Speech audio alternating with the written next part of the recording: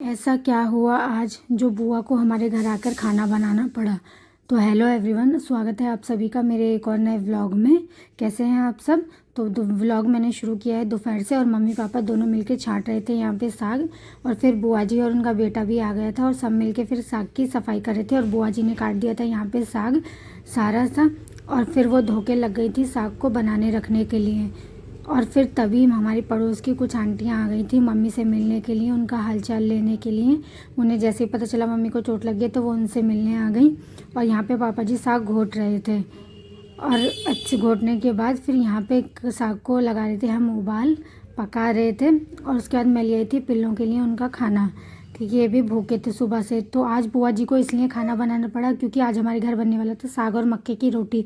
क्योंकि हमारे घर साग सिर्फ मम्मी बनाती है, उन्हें ही आता है और मुझे तो नहीं आता, इसलिए बुआ जी को आके बनाना पड़ा आज साग और मक्के की रोटी।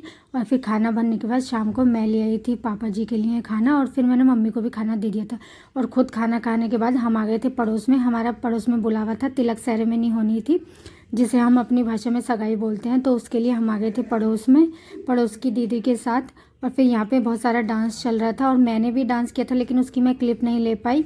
और उसके बाद हम आ गए थे नीचे जहाँ पे तिलक की सेरेमनी होनी थी। और यहाँ पे अच्छे से तिलक की सेरेमनी हुई, जो भी रिचुअल्स होने थे वो सब हुए। सब कुछ मैंने रिकॉर्ड नहीं किया, मैंने कुछ ही क्लिप्स लिए हैं। उसके बाद घर आके बाद मैंने सारा काम समेट दिया था और किचन को पूरी तरीके से क्लीन करके सब काम ख़त्म कर दिया। तो कैसा लगा आपको मेरा आज का ब्लॉग बताना कमेंट में ज़रूर, और मिलते हैं हम नेक्स्ट ब्लॉग में। Bye bye.